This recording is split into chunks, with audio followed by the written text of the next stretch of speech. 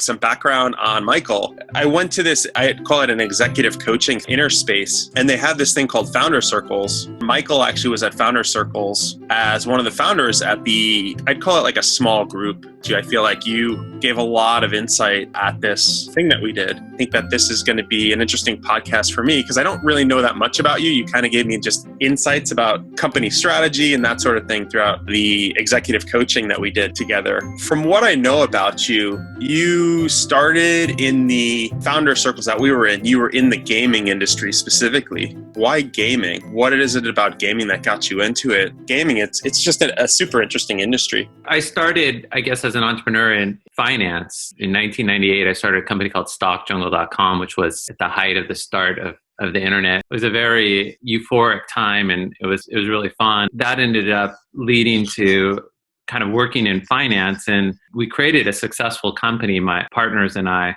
in the financial services space. And it was actually, we were just kind of bored. We didn't really find the industry to be very much fun. And two of my partners, we loved playing games. So we were like, it'd be really fun to make games because making financial products is just not that exciting. We ended up selling the company to a private equity firm. I ended up starting a company at the start of the Facebook platform, a social gaming company. And I just saw that there was an opportunity in the market. I didn't know what it was going to become, but I just felt there was something happening with MySpace and Facebook and that games were going to be a part of that new world. And I didn't know how it would turn out. I didn't have any crystal ball. I just thought it was a fun space to be in. That's kind of why I just started a gaming company and still have a game studio, Redemption Games. And so that's been like now 10 years. Making games is not near as fun as playing games.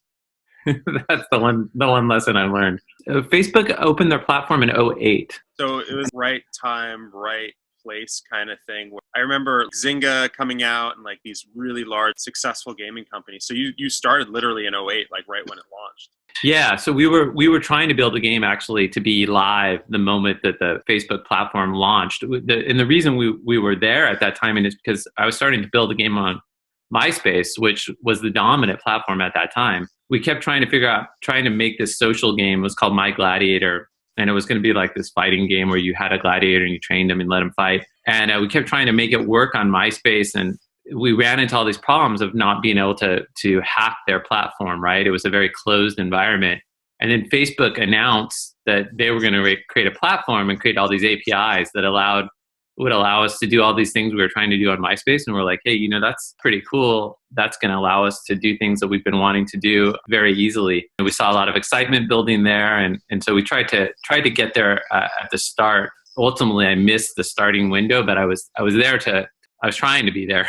I didn't make it quite at the start. Maybe it would have been a better outcome if I had, but it was still early enough that over time we were able to figure it out and have some success on that platform. I've heard that building your company on top of the Facebook platform is like building the most profitable hot dog stand in the world on top of an active volcano. That's a good analogy. How did you find that experience? Yeah, I would say that it was a two-sided sword, right? I think that it cut both ways. And in one hand, like you had this platform that was growing so fast, you could get millions of organic users in a very short period of time. So that was awesome. And then you would have Facebook change its policy as they were figuring out their platform that could just wipe out your app without any notice and without any recourse. And so it was very volatile. And it's always become now my quest personally is I would rather own the platform, right? Rather than be an app on somebody's platform. But there's very few platforms that are successful. So it's hard to get there. But so I think it kind of sucked being a developer on the Facebook platform in the early days from a developer relationship.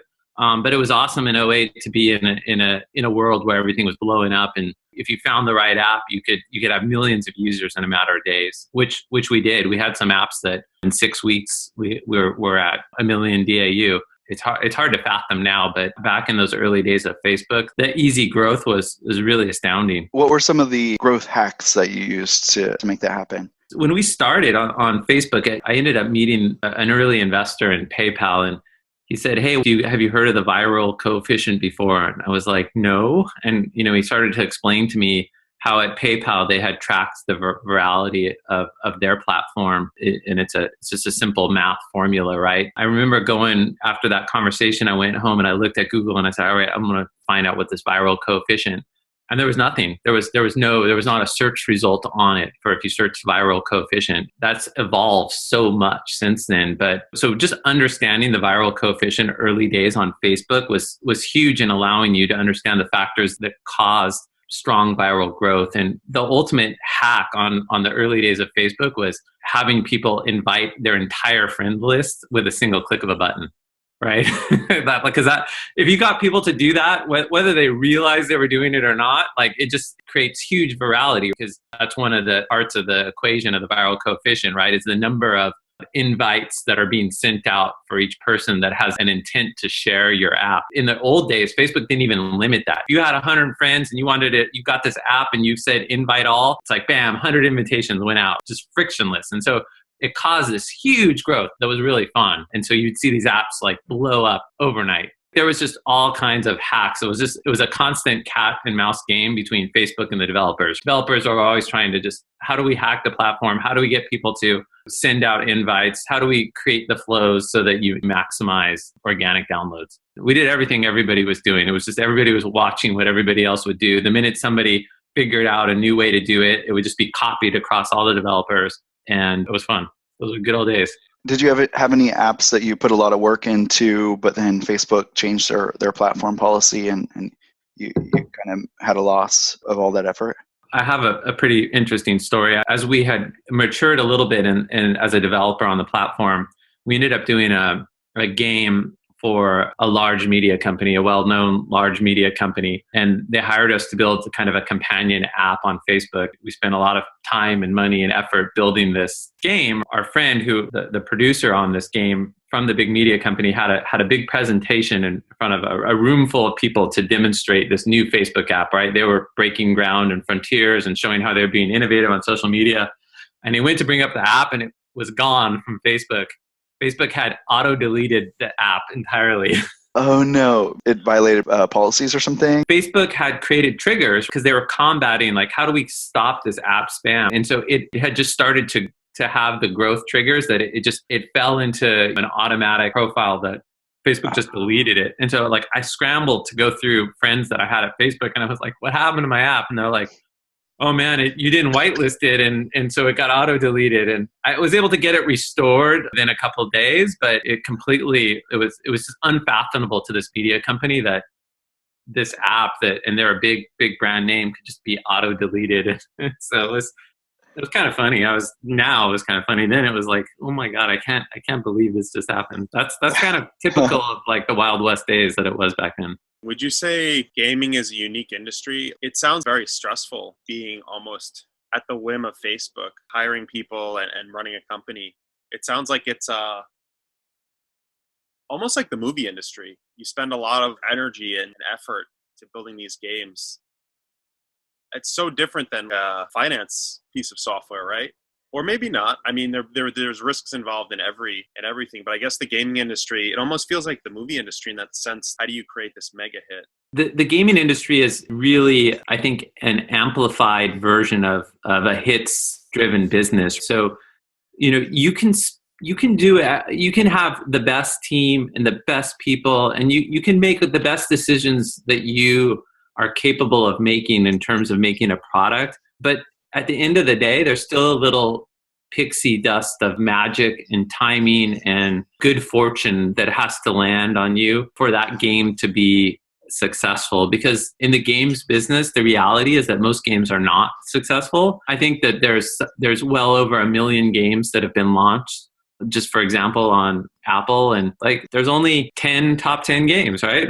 And the top 10 grossing games on Apple hasn't changed that much over the last few years. So you think about, it's really the 0.1% or 0.01% of the games that are able to really make a massive impact and be huge financially successful. There's really kind of a winner takes all type dynamic.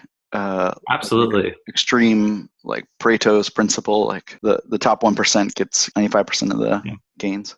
I've never heard Absolutely. Yeah. No, it's that on steroids, right? So like if you think about like I was in finance, right? And so it's always kind of funny, right? Because you look at the mutual fund industry, which is, it's like this huge multi-billion-dollar in revenue industry that makes a lot of money, and most of the mutual funds underperform the market, right? They suck, right? And so you can be a mediocre portfolio manager and you can make millions of dollars, right? Like you can suck in finance and make a lot of money, right? There's a huge middle ground. There's a lot that Wall Street is deep and wide, and it's, look, sure, the top people on Wall Street in finance, they make an extraordinary amount of money, right? But there's a huge amount of people in the middle that still do really well. In the gaming industry, you've got the fortune at the very top, maybe a very small middle people who can eke out a living, and then just most people, it's just starvation, right? So it's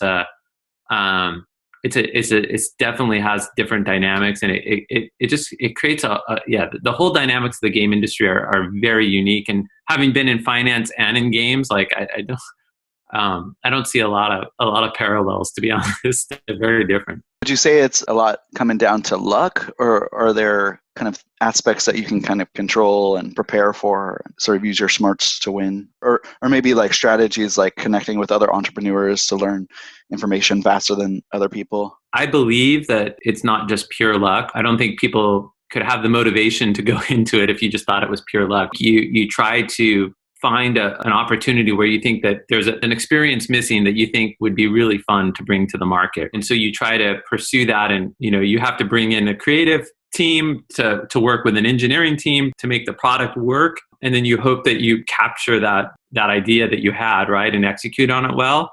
And then you hope that by the time you bring that to market, that it's still relevant, and you hope that the platform you're launching on is going to be receptive to it, and that the market environment is going to work for it. So all those things have to come together, and you do your best to try to line them up, but sometimes they don't. Like I've seen not only been part of good teams that have made good attempts but weren't successful, and I've seen a lot of other teams that made really good attempts and it just didn't happen. I think it's a little bit of both. You need to have talent and you need to have a little bit of luck. Do you personally use these lean startup methods like iterative design and customer development, like Steve Blank talks about, when you build these apps and companies, or do you have a different take on it? So for example, we're making a game right now, and it's iterative in that, hey, we get the first version of the game. It's a build, like we play it, we're launching it, we're adjusting it as we go, and we're continuing to develop it. And so we put it in front of users and get feedback on it really early. But sometimes one of the interesting things about games, especially the types of games that I make, which are mobile, free to play, very consumer friendly type experiences, the difference between really good and great can come down to the visual effects that are tacked on to a little piece of art and the way something responds. Very small details can actually have pretty large impacts, and you can't necessarily predict where that line is, right? So the game I created, Cookie Jam, that was by far the most successful game I've been a part of. There was a point in its cycle where the feedback we were getting was really poor, and the difference between getting it from that poor state to where the feedback started to become really great wasn't that much, right? And so if we had stopped and not gone that extra polish, I don't know that it would have had the same outcome. Those lines are not, nobody draws them for you, right? Like there's no way to actually predict where that line is that you need to cross in terms of having moved a product from good to great. It's not necessarily clear how you get there, and so you have to try to move lots of pillars forward to try to bring the whole thing across. So Cookie Gem was your most successful game.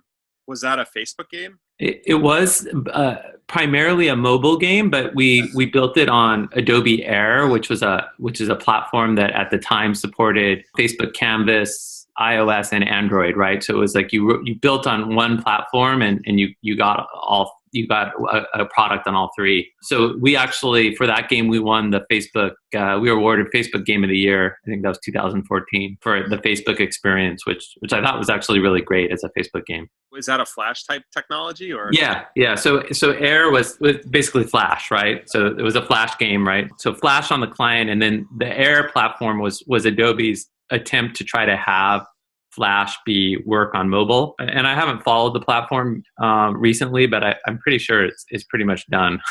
Adobe's no longer supporting Air, so I think all the Air games are being phased out. I'm curious to learn about the process you took to sell your company, Mob Science, to SGN Games. How did you approach that? Did you, for example, look at Crunchbase and, okay, who are the companies that have a lot of money that could acquire here, and then go on data.com and find like a biz dev guy and then email him and meet with him?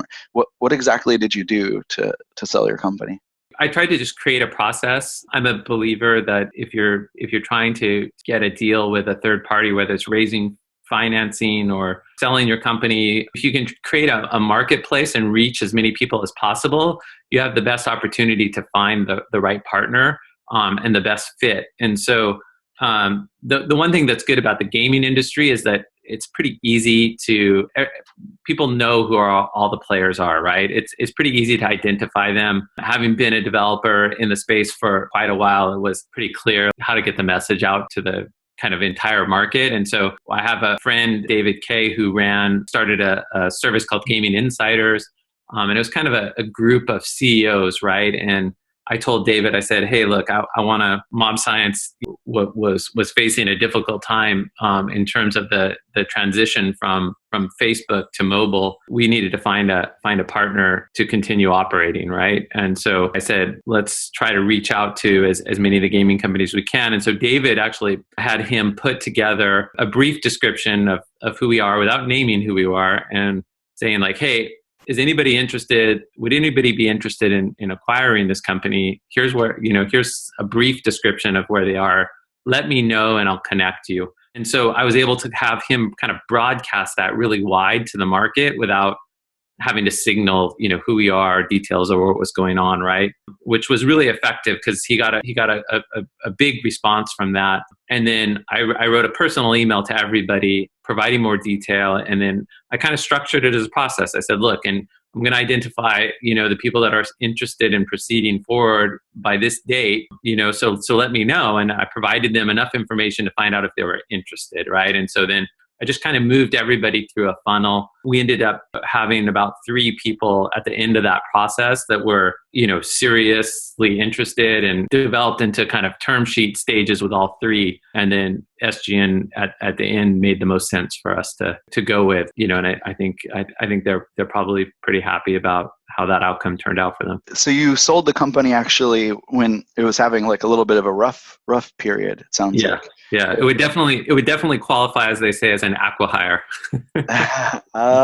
Okay. You guys basically started having a bit of financial trouble and was wondering about maybe even like needing to close the company down, but then you switched to essentially selling the company and doing it in kind of like a strategic way. At this point, right, we're clearly running out of money. We clearly had botched navigating the movement of platforms from Facebook to mobile, and this is something that's really interesting to happen is like Facebook was the platform. You'd be able to get 10 million DAU, and then mobile started, and then mobile didn't have that DAU. They didn't have the revenue. At first, mobile, you weren't even allowed to do in-app purchases, right? So like the free-to-play gaming started out to be to not be a good business on mobile. And the same thing happened with Zynga, like a very large company, right? Like they missed the transition to mobile, and they missed it because, one of my Wall Street friends used to have an expression. The way he described it is they couldn't take the heroin needle out of their arm, right? Like they were making so much money on Facebook platform that it just didn't make any sense for them to divert their resources to mobile, which, like, I guess it was kind of obvious that it was coming and was going to be humongous, but it wasn't at that time, right? And so, just thinking back, that was probably just a really terrible strategic error that we made by not aggressively moving to mobile quick enough. It was still too lucrative on Facebook, but as that platform just kind of collapsed, we didn't have the financials to continue and move to mobile. So what would have been some things you could have done to have improved in that situation? Like basically hire iPhone app developers sooner type thing, or well, yeah, start experimenting earlier? We did a deal with Zynga they were starting a publishing platform for Facebook Canvas, right? Where they were going to publish these games, and basically Zynga made us an offer that we couldn't refuse to build a Canvas game for the company, right? Where the type of numbers of people that they were offering to deliver to this game if we made it were so enormous that it was like, okay, you can't not do that deal, right? Because if they delivered that type of users on Facebook Canvas, forget about mobile. Like, we would have made, for our small little studio, would have been huge outcome, right? And so we made that bet. And in hindsight, that turned out to be a bad bet because, first of all, the Zynga decided to just shit can the entire third-party publishing platform, right? So not only did our game never get any significant traffic from Zynga, none of the other games did who were part of this publishing effort, because Zynga was dealing with its own issues. It was struggling in its transition from being a public company whose stock went from like 14 to 3, from being 85% of its revenues on Canvas to now everybody paying attention to what's happening on mobile. And so we didn't have a mobile game. We had a Facebook Canvas game for them. And they're like, well, that's not really interesting to our business anymore. So from the time we signed that deal to when we were ready to deliver the product, the world changed under our feet. I mean, and that's what's so fascinating, I think, about technology industry, is that the platforms under our feet, like, are always changing, right? And you can never predict, right? Like, it is walking on a volcano, no matter what platform you're on, right? And when does that fall through, and when do you get hosed? And so I think that we probably, in hindsight, if it's hard to see. It's hard to, it's easy to look back and go, oh, well, we should have just not done that deal, and we should have just gone and created a mobile product. But I guess the lesson that I would take from it, going forward, is just how important it is to be on the right platform in the right time. Because if you're not, you can get stuck on an island, and that's where we were, and that's why we needed to find a home. Yeah, one of my heroes is Ray Kurzweil, and that's what he talks about. Like, one of the keys to being successful as an entrepreneur is timing.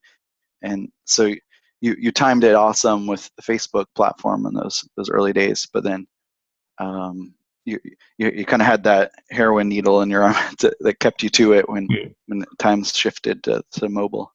Yeah, and so I think you get it's really interesting once you develop a business, how reliant upon it. The innovator's dilemma is, it's easy academically to look at that and go, oh, like, it's so obvious that these platforms are the new platforms. And it's not like I wasn't paying attention to mobile. I certainly was following it. I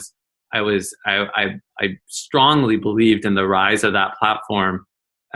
So it's not like I wasn't aware of it. It's not like Zynga wasn't aware of what it, Mark Pincus is an extremely brilliant and intelligent person, and has very much his ear to the ground in terms of directionally what's happening in the technology industry. But there's such an inertia in terms of everything that you build for a particular platform, that to actually cut that off and knowing when and where and at what point to really switch to a new platform is really challenging in practice. Could we shift gears to your experience in Y Combinator? Sure. And Daniel was in Y Combinator, and I think he really enjoyed the experience. Could you tell us about some of the highlights there? I'm guessing it was a good experience for you. Yeah, so the Y Combinator experience was, look, I love Y Combinator. I loved the people. I loved the partners. Yes, so much of that was a great experience. And then I guess maybe this is this is very, very particular to me, but we were coming out, my co-founder and I were coming out of a very, having launched a very successful product. And I think we went into Y Combinator with really just the barest of an idea. And in reality, like it's a very difficult proposition to have the charter of building a successful company from scratch and start and to be ready to stand in front of a demo day and show traction in 12 weeks. Like that's just, and look, people have done it, right? And certainly people whip together, their business 2 days before demo day at Y Combinator and were successful. We weren't. We failed really, I would say, spectacularly. It was just a really, really sad, sad outcome. That became that was a very hard moment for me personally.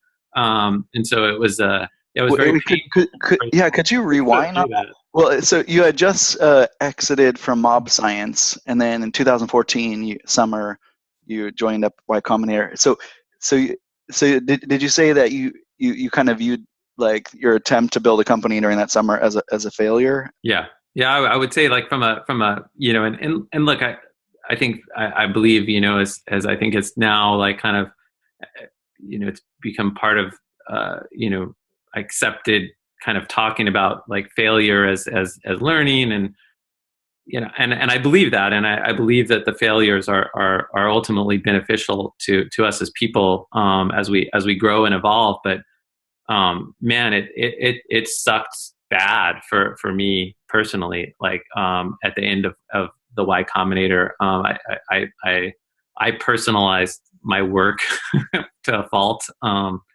and so I didn't have it in my plan that that it would end like that, right? That wasn't part of my plan, and so and I didn't think. I'm an experienced entrepreneur. I've started a lot of ventures. Like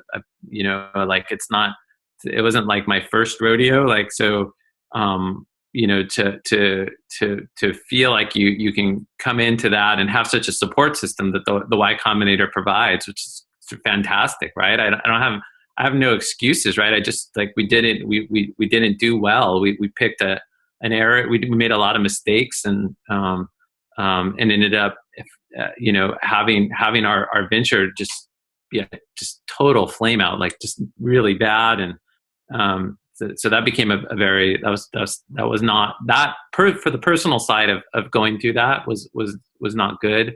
But I think it's I don't regret it. I don't regret it, and I highly recommend Y Combinator because I think it's really a fantastic group, and I think that the partners there are really amazing, and they're really truly giving of their time and energy to try to help people. They're really sincere in that, and it's so in that sense, I love Y Combinator, and in my own personal sense of my journey through there, it was one of the most terrible times in my life. And I actually have no idea what the details were of the product you were working on at the time. So you had just left the kind of Facebook Canvas type space, and I think at that time you were starting to think, oh, I should have invested more in mobile. So during that summer of 2014, did you work on mobile apps? Yeah, no. So the Cookie Jam was primarily mobile. We made it mobile first, even though it was a multi-platform game, right? So in 2013, we made that game as a mobile game, and so we that thing was a huge mobile hit, right? So we had built a very, very successful mobile product, even though it was done as under SGN. It was our studio in San Diego that did it. So we felt that I think we had probably a little bit of overconfidence in our capabilities of building a mobile product, and we thought we could take the kind of same things that we had learned from gaming and apply them to a different vertical. And so we kind of approached it from a, hey, what's an opportunity here, rather than maybe what would we be personally interested in pursuing. And I think that was one of the mistakes we made. So we ended up creating an app called Swiper. And the idea was that we would kind of create a Tinder for shopping, right? So we'd create a very gamified shopping experience where, from a data perspective, we would suck in the data from all these different retailers. We'd take all their content, and we would layer a very consumer-friendly shopping experience where a consumer could go through and flip through on their phone and find really interesting things that they wanted to buy from multiple stores in one interface. So it's like a one app that let you shop everything in a really fun, gamified way. At the time on paper, that sounded like, hey, that could be amazing, right? But it was harder to build in 12 weeks to get to that product to have consumers find it interesting enough for them to want to stick with it. And was it it's interesting to hear that you've kind of like reflected on that experience and kind of view it as a fail. Was it just the fact that you didn't build like a hit app there and it didn't get a huge traction uptake? Or was there more to the story, like, for example, like over investing into development, like paying too much money to designers and developers and then having like major financial harm from that? No, it was about missing on the product, right? So we actually built the product, we stood up the product, we pivoted the product. So we ended up changing it from Swiper, a mobile app, to this app called Hote Day, which was going to be more of like a gamified, more directly gamified, where users could vote on what their favorite idea was for in a particular theme. So we were rapidly iterating and pivoting. I mean, my partner Dan, who I've been partners with now for 20 years, like he's an amazing engineer, right? So he can build stuff really quickly and that works. And so we didn't spend very much money. And in fact, we still have our Y Combinator company. It still exists. We still keep it and we still have capital in it that we expect at some point one day we're going to figure out a cool idea to run with it. And so we haven't given up yet on our Y Combinator venture. It's just been delayed for a while. We just whiffed in terms of building something that people want, right? It sounds like you followed a similar process as you did with Cookie Jam, right? Where you just had an idea of what might work and you tried it out, but it was just a miss on that round. Yeah, I mean, I think similar approach. I think with Cookie Jam, like I brought to the table, like having been making games for 5 years, free to play, where on Facebook I had launched probably 50 products, right? So I had a really good connection, and I still do. I have a really good kind of domain expertise in the marketplace. So I really understood what consumers liked and didn't like, right? And I do in the mobile gaming space. I went into this vertical in the fashion industry where, yeah, I feel pretty good about like our ability to make, software and make it so that it's consumer friendly, but I really didn't know what people wanted in the fashion industry, right? I would talk to my wife and she was trying to be helpful and give me her point of view, but it's not, I just didn't have that domain expertise. And it, like, I think that can cut both ways. I think sometimes being totally ignorant can allow you to hit upon something really unique and amazing, but sometimes being totally ignorant causes you to completely miss the ball. And, that's why I think Y Combinator's advice is like, hey, the best product to build is a solution for something that you yourself find problematic, because then at least you're building for one user, right? And we ended up building a product that, and the thing about coming from free to play games is we were able to track the numbers really well, and we knew the retention sucked really bad. We're like, so yeah. Yeah, it's like it's better to build something that 100 people just love, compared to something that 100,000 people just just sort of like in a mediocre way. Yeah. Yeah, I totally agree. If you had more time, would you have stuck with that idea?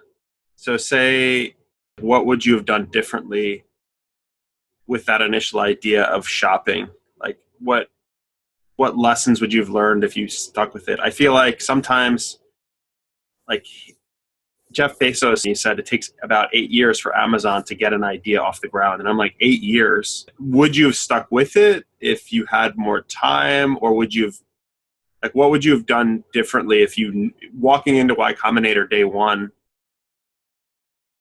like, what would you do differently if you just walked in? Yeah. So I think it's a great question. And one of the partners, when we're doing our pitching right before demo day, pulled me aside and it's like, Michael, he's like, do you really give a shit about this? Like what you're building? And I couldn't answer that honestly, right? Like I couldn't say yes, honestly. Like I was really wanting, here's what with Y Combinator. Look, I think like a lot of us who have gone through Y Combinator, like I think I had read Jessica's book, Founders at Work, and I'd read PG's essays, and like they're so insightful, and it's just this kind of history of success that it's always been super interesting to be a part of that. And I think I wanted the success of starting a successful Y Combinator company rather than, I think that's what I was focused on, and that was what I was looking for rather than any particular, I didn't really have a particular kind of problem that I was looking to solve. I didn't have an insight into a market that I was following. I didn't see a platform that was rising that was exciting to me. So I was really like, okay, I'm in Y Combinator. I've got a blank canvas. Well, what should we do, right? We got a short period amount of time to try to decide something. And so it was really that unfortunately, I think is what drove me at that time. And if I could do it again, I would only, well, number one, I would only want to do it again if I had found something that I wanted to do, right? Like, so it was driven like whatever, like let's say I wanted to do some new thing in blockchain or VR, or I saw there was a need for a marketplace, or like that's the only reason I would ever do it again. I would never start a company just to start a company because you don't have then the kind of intrinsic I think motivation to work through the times that suck, which no matter what you're doing, like there's times that suck, right? There's work that isn't fun to do that just needs to be done. And you have to have a greater underlying motivation to get that done. If you want to be successful, in my opinion. So yeah, that's what I guess would have you learned any approaches or techniques to like find that gut feeling that would be like kind of an appropriate driver for starting a company? Because it sounds like you in a way you didn't really have your heart into like solving this particular problem with that company during YC, but I'm guessing that you've tried to sort of improve from that point. Has it just been kind of a walking on the beach in San Diego soul searching experience, or something else? No, I don't think I think I'm more careful about what I choose to spend my time on, because I think I understand through experience now that when you commit to something, that it's a marathon. There's very few lottery tickets where you spend $1 and win $1 million, right? Like there's just very few of those. Like, not to say that they don't happen, but those are exceptions, not the rule. Most things, most businesses take time and effort and energy. And I read somebody wrote this about finding the idea. They said it's not about what you're most passionate about. It's like, what are you willing to really put in the hard work for, right? And I think when you think about it just in a longer term time frame, and you realize that, I think one of the things I've started to do now is just let things sit for longer before going with them. I love creating ideas and thinking about new things all the time, but now I'm more willing to kind of let them sit. And then in 2 weeks I go, oh, well, that was kind of not that interesting after all. So I think putting some time in between kind of ideas and being more willing to pull the plug early is probably more kind of my approach now.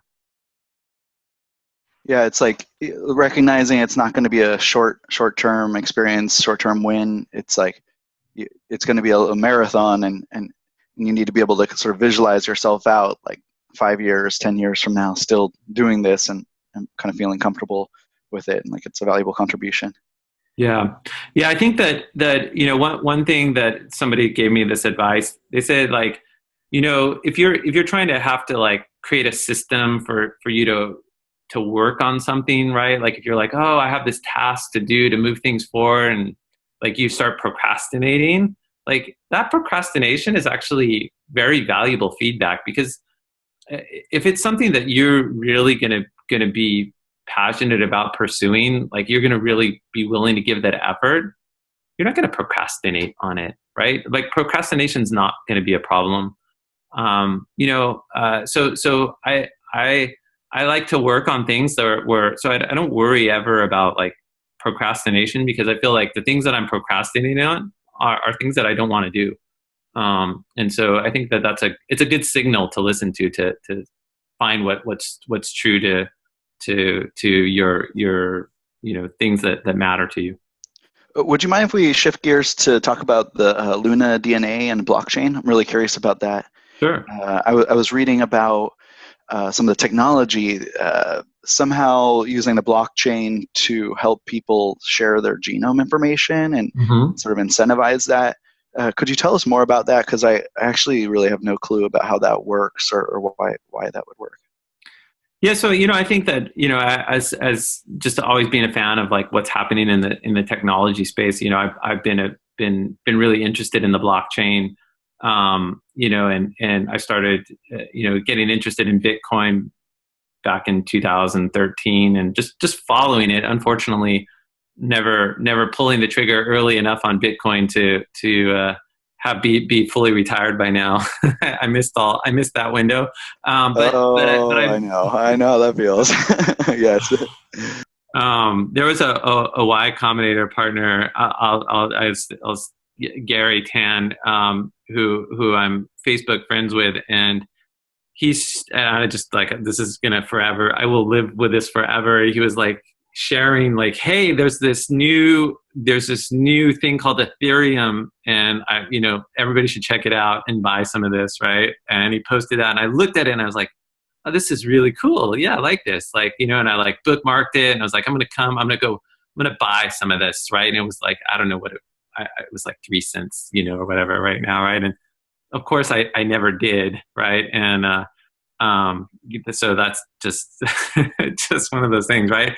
But it made me really interested in following like what Ethereum was doing. You started to really understand that, like, hey, this is kind of going to enable new architecture of software and how the world is organized, where you can remove kind of a centralized authority, and it starts to open up lots of really, I think, interesting. I think there's going to be a whole stack of protocols and then on top of that, a set of applications across various industries. And so I believe this is happening right now, and I don't know where we are in terms of like the ultimate timeline, or this may be 10 years, it may be 2 years. I can't predict that, but it seems like a really interesting reorganization of everything. And so, as being in San Diego, there's a company called Illumina. Illumina is the pioneer, or one of the pioneers, and certainly now the kind of undisputed market leader of genomic sequencing, right? And so, being in San Diego, there's all these people from Illumina that have helped grow that company to now a $35 billion publicly traded company. With over 3,000 employees. And there's a lot of that talent that, was a part of that story here in San Diego. And so I ended up becoming friends through a mutual friend of the former chief engineering officer at Illumina. He joined the company when there were 30 people and left it when there were 3,000. And, they're just brilliant, really amazing people that have been super successful. And, one of the things that they're interested, that I think, that one of the problems they see now in the world is that all this data is being created and it's starting to become siloed into different silos, right? And so Bob Kane, who's the CEO of Luna DNA, has worked on numerous attempts to try to break down these silos, right? And so when my other co-founder David Lewis, him and I have been talking about the blockchain and what it means, the decentralization, and I was talking to him about Filecoin, and how that worked and how it was incentivizing people to share their hard drive space and be able to earn Filecoin for it. And he said, what if we use that model? His idea was like, hey, what if we took that model and used it to get people organized and incentivized to share their genomic information and break down those silos and bring it all together into a community-owned database. And it just seemed to make a lot of sense. It seemed to the emerging technology of blockchain seemed to be what would enable this to happen now. And I find, the genomic information and the DNA information, just a really fascinating space. It's, and it has the potential, I think, to, really make a positive impact on the world in terms of understanding our healthcare and longevity. And, it has a very strong underlying mission of being able to do something for the greater good. And so that was really appealing. And so that's just, and it's totally different than mobile gaming. But it's been a really fascinating journey so far. What's the idea behind it? Is it like literally like taking your entire genome and then putting that on the blockchain, and then that gets sort of propagated to all the other sort of blockchain wallets or something? Or is it just like subsets? Or yeah, so there's the way that kind of the genomic information that exists today is there's different kind of categories of detail that you get on your, so the whole genome, right, is this like, it's ultimately a very large file, and it's still very relative expensive to get your whole genome sequenced, and so then there's the exome, which is a different part of your genome that also reads very detailed data. And then there's these samples of they call genotypes, right? Where they take what are called SNPs. And so the 23andMe and Ancestry are genotypes, and they take a sample of your, it's done through a different technology than sequencing. It's called an array. And so the summary is that the genotypes are a smaller amount of genetic information, but still very valuable. We don't understand ultimately how much value is locked in there, because it's all really new for us to have this much genotype information from everybody, right? So Ancestry probably has, I think collectively between Ancestry and 23andMe, there's probably over 10 million people now that have their genotype information. And this is a file, a 30 meg file that you own if you've gotten your 23andMe test done, right? You own that file.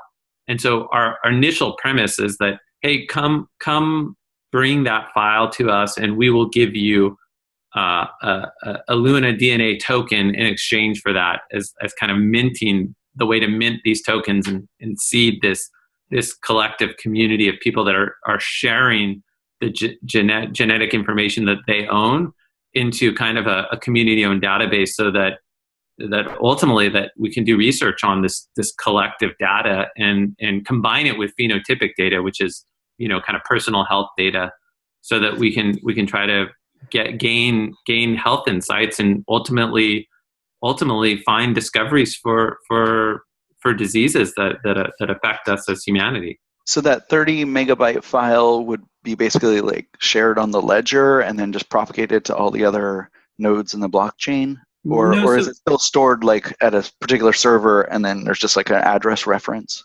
yeah. So the idea is that we de-identify a user by attaching their wallet ID, and then separating their name and information from it, but that the actual genetic information would be uploaded to a secure, centralized database that we would operate initially, right? The idea that we set up a public benefit corporation that would ultimately, over the long term, transition as the blockchain stack matured, and you had solutions that could be decentralized storage and decentralized compute. But in order to drive genetic discovery, where you're going to study this data, there's not a compute environment that would make sense, right? So if you put your blockchain data, if you put your genomic data into a blockchain and disperse it, right, into all these little parts,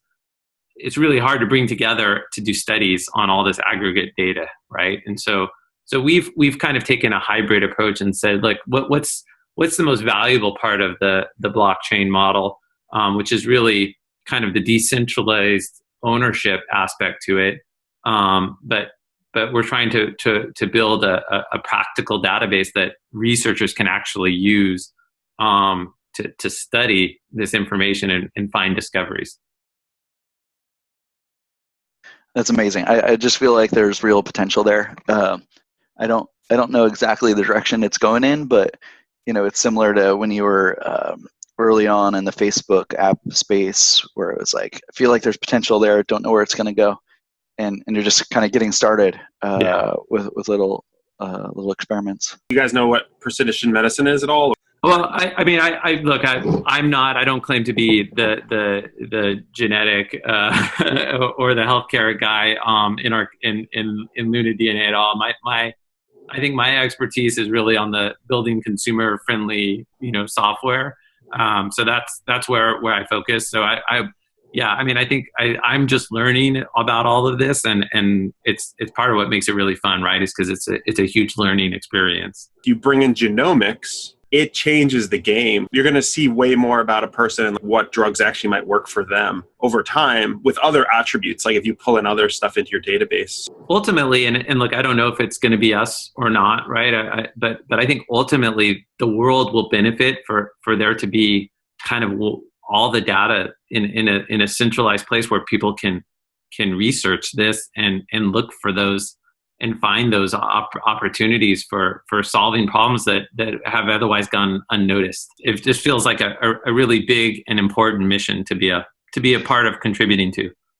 Well, it also feels like a bit of a open source movement with respect to the genome data. I don't know of any place where you can go to find open source human DNA. Maybe it exists. But with the Luna DNA, you're looking at allowing individuals to share their genome and then contribute to a pool and then have sort of a community build up around that data to sort of mine it and explore and find maybe cures to diseases. Is that how you're envisioning it, as sort of an open source human genome? Yeah, no, I think that's a good analogy, right? I think it's really, I mean, our kind of mission is really about just kind of making this community owned, database, so that there's not any one entity that's has an incentive to kind of control or silo this data. It's like, hey, there's different efforts going on where you've seen drug companies say like, hey, we're going to sequence this population of 50,000 people, and then we're going to study for drugs, and then we're going to get the benefit of that data, and we're not going to share that data with anybody else. And I get it from that drug companies. They've got shareholders. They're motivated by their individual profit motive. But is that what's best for us as humanity? I don't think so, right? I think that it's the best for humanity and for finding out more information about our healthcare is that all our data is in a place where everybody can have access to study it. That's kind of the underlying intent. How we ultimately get to that vision, I think there's a lot of challenges and there's a lot of roads to navigate to get there, but that's kind of the underlying driving vision. Yeah, as you were describing that, I was thinking of it as like Linux, the creation of Linux. It was sort of an open source operating system, but then other companies were able to build on top of that, like Red Hat, and provide sort of value-added consulting services and things. So kind of in the same way with the human genome data, there needs to be like an open source shared pool, but then there's still business opportunities to add on top of that. Yeah, no, I think that the Linux and Red Hat analogy is a great analogy. Would you say that LunaCoin, is it built on like Ethereum, or is it built on a technology? You guys are building your own type of coin? Right now, the coin is being built as a ERC20 token, which is be Ethereum based token. And I think like it wouldn't make sense to build like the way we're organizing right now. We just don't think it makes sense to like build our own blockchain, because it's almost like some of these things there's some places where you can go and you could store your genome in a blockchain, but how is that really helpful to anybody? Like I think like just because you can do something, just because you can put something in the blockchain doesn't mean that it should be in the blockchain, right? Like and so I just I take a more kind of practical approach and saying like, well, what is it that we want to accomplish here, right? We want to create a community-owned database, and we want to try to break down these silos, and we want to make the information useful for people to come and study. And right now, like you need to have high availability storage and high compute power to run studies on this data. And so I'm not able to see in the short term like how that would exist in the blockchain. Maybe it does in the longer term. And so that's why, as a community-owned database, that could be an eventual path to where it migrates. But I think we want to try to. We think that there's an opportunity to actually do some research in the short term, and so we want to enable that. Daniel and I are really grateful for you taking the time to speak with us. We're just wondering if you had any asks for our audience. Thanks for listening. If you got all the way through here, I'm happy to connect with anyone. So you can connect with me on LinkedIn, and feel free just to reach out. Let me know you heard me here, and I'll be happy to. If there's anything I can do to help you, I'll do my best. Yeah, Daniel said that he first met you in kind of a mentor type context at the inner space, and I really felt like I've learned a lot. You've been a mentor to me the last hour, so I wanna thank you for being here today with us.